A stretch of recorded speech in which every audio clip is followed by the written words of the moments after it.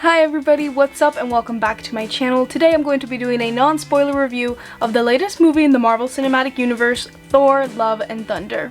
I was really excited for this movie like a lot of people were, and as a huge fan of Thor Ragnarok, that's one of my favorite Marvel movies of all time. I was extremely pumped for this and I'm excited to be talking about it in today's video. Before I get started talking about my thoughts on Thor Love and Thunder, if you have already seen it, please let me know down below what your thoughts on it were, and also if you haven't seen it, let me know if you're planning on watching it. But yeah, without further ado, let's get started talking about Love and Thunder. Thor embarks on a journey unlike anything he's ever faced, a quest for inner peace. However, his retirement gets interrupted by Thor the God Butcher, a galactic killer who seeks the extinction of the gods. To combat this threat, Thor enlists the help of King Valkyrie, Korg, and his ex-girlfriend Jane Foster, who to his surprise inexplicably wields his magical hammer. Together, they set out on a harrowing cosmic adventure to uncover the mystery of the God Butcher's vengeance. A lot of this movie really surprised me. I feel like I kind of thought to myself what I was getting myself into. It looked like a fun time, and although this movie is still a lot of fun, I was really surprised by some of the elements that it brought into it.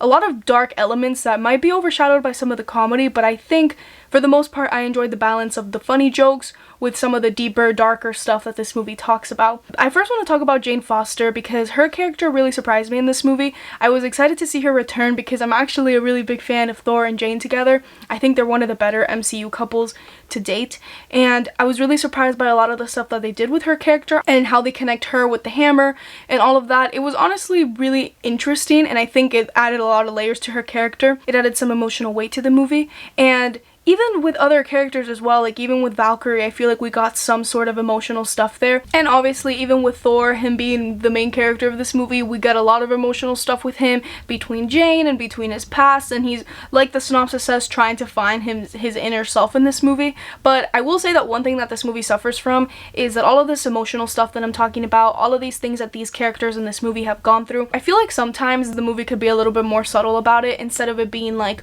oh, your ex-girlfriend's dead, so you're depressed. And then the character is like, yeah, that's true. You know what I mean? I feel like that happens quite a lot in this movie, and especially during like the first, I would say, 15 minutes of the movie, with Thor's character especially, it's kind of like a rundown of everything that he's gone through. I think the movie and the script could have also let the actors and situations speak for themselves rather than characters specifically stating, oh, this is what's happening. But I think the character in this movie that had the best writing and the best emotional arc was actually Christian Bale's character Thor the God Butcher. Even from the beginning and all the way to the end, I feel like it was a very full circle moment with him. As far as the characters that I feel most satisfied coming out of the movies, I definitely think the villain character was the best written here. And also Christian Bale did a great job acting. He never fails to like miss a performance, so I didn't expect anything less from him.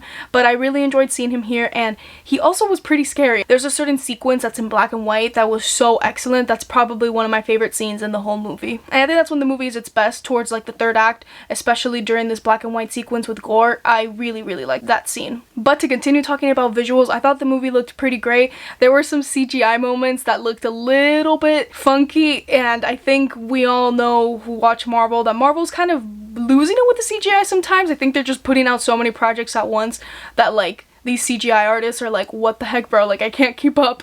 But I thought this was one of the better CGI movies, honestly. But the visuals looked great. I love the look of this movie. I love the wide shots that we get with like some of the fight sequences, and like the composition is great. I love the cinematography here. I would say the same thing. If you like the cinematography in Ragnarok, you're gonna like it here as well. I love the use of color. Color plays a pretty big important role in this movie, especially when you continue seeing the movie and you get to the black and white scene. It's really cool, and I really liked it. And I honestly really enjoyed that this movie had a much simpler storyline than some other Marvel movies, and the runtime I thought was actually pretty perfect for what I think the movie was trying to do. I think if it was a little bit too long, I think the jokes might have like gotten a little bit lost in there, and I think at some point I would have been bored. It went as far as it needed to go, if that makes sense. Like they didn't overdo it. There's a lot of really cool action sequences. There's a lot of moments where I gasped. Like I feel like this movie, although I'm saying it's an easy watch, it's not like it doesn't take risk, and it's not like it doesn't just stay flat the whole time. There's a lot of stuff going on, and it just kept my attention going, and I enjoyed it for that a lot. So there's one more thing that I want to say, and I'm gonna have to be pretty vague about it, so I hope I get my point across, but I really like Thor's character, and he's one of my favorite Avengers because I just really love spending time with him in the movies. Like even with this one, I feel like he's very easy to vibe with, if that makes sense. But one thing that I always get triggered by with Thor's writing, his character growth and his character arc always like restarts in every movie. Every time we meet him, he's at one point and he's trying to get better, and then by the end of it something happens and then you have to just restart that cycle. I'm also thinking of like how we've seen Thor in the past and how we've ended the movies, and I feel like it's sometimes a little bit repetitive with his character specifically. But going back to the positives, I also really love the editing of this movie. I think there's a lot of sequences, especially with Natalie Portman as Jane Foster's character, that just really hit you deep. I love that this movie can stand on its own. Like, you can watch this movie without being a die-hard MCU fan that has seen every single project. And I really like that about it, because it's just there to have its own fun. It's really heartfelt. At the end of the day, I honestly really had a great time with Thor Love and Thunder. And although it's not a perfect movie, I think it's one that I think I'm going to be excited to watch in the future. And I really recommend seeing it on the big screen. Let me know where your opinion falls on Thor Love and Thunder. And thank you so much for watching today's review. I hope you guys really enjoyed it. And I'll make sure to see you guys in the next review. Bye everyone!